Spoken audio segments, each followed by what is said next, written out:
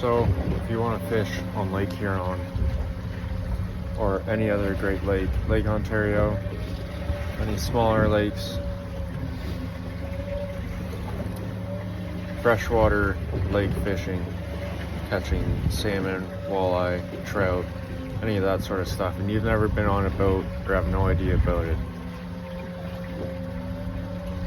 the process of doing this, if you've only fished on shore, is the first thing that is required is a boat. Usually the bigger the better, the more stable, and when there's big waves and water, the more space as well is always a benefit. The other thing is you'll need a motor on the boat. You'll want something reliable. You might not be able to get a brand new engine right away. So if not, you want to have it well maintained, know it's going to run properly, keep up on your maintenance, replace your impeller, which cools down the engine, and also having at least a brand new kicker motor and having a primer pump for it too. So if that ever runs out of fuel, then you can easily prime it and start it and have the engine for any emergency. So now that you have the equipment that you need to get onto the water, the other thing that you will need is some type of navigation. Autopilot is always handy too, and one with a fish finder, so you can see what depth you're at and if there's fish around or not. Kind of shows your temperature at the surface as well. Definitely need navigation and stuff. The next thing you will need is some type of downriggers, or if you're using dipsy divers, which are some pieces of plastic that will send your line out the side of the boat like a UFO shaped device and keep it at a certain level. But the best thing to do is get either brand new or used set of downriggers, something like this. It has a counter reel on it.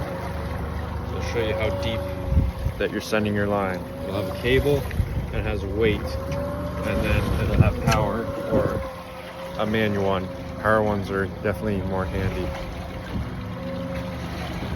So once you have your downrigger, you want some type of rod holder for your rods, whether it's built into the boat or something that's movable, or if your downrigger already has a rod holder in it. The other thing that you'll need after your downriggers is, well, you'll need the weight on the downrigger as well. So just a 5-pound weight, depending on your boat and what you think you need. Any type of weight just to send your line down in the water. The next thing you'll need on that is some type of release clip on your downrigger. The best type of release clip is this one brand that is handmade in the States. It's Chamberlain, and this is a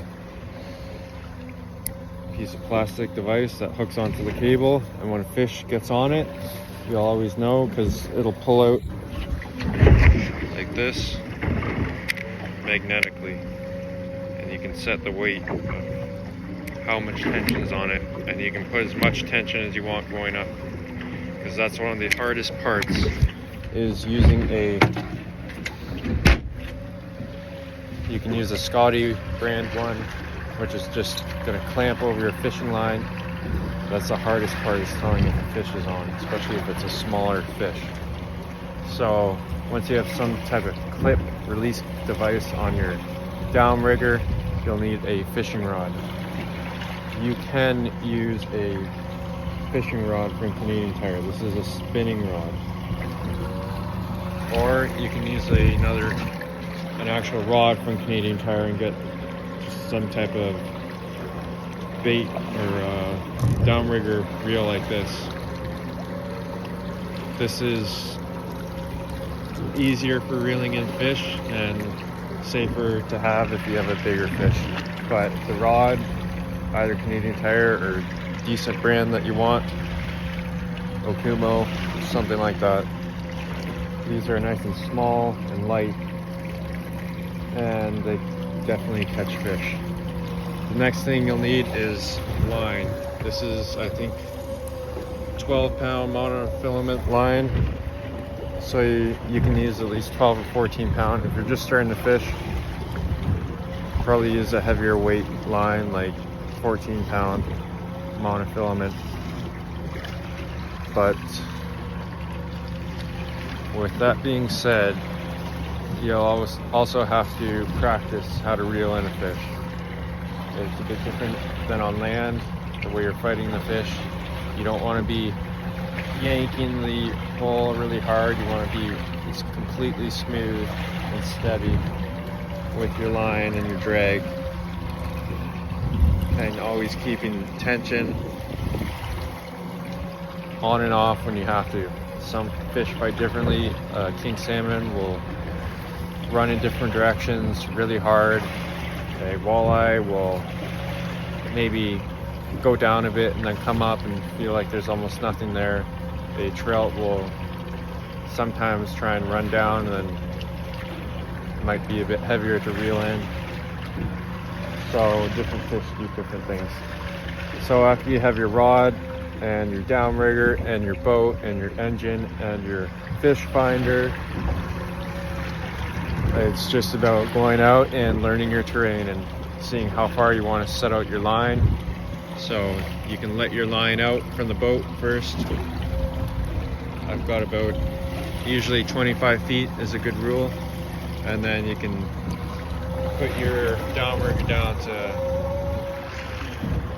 one at 25 feet, one at 34 feet, one at 45 feet. You can keep trying different things and looking at your fish finder to see kind of where the fish are. And also you'll need a fishing net to catch your fish. And as well, you'll need a boating pole.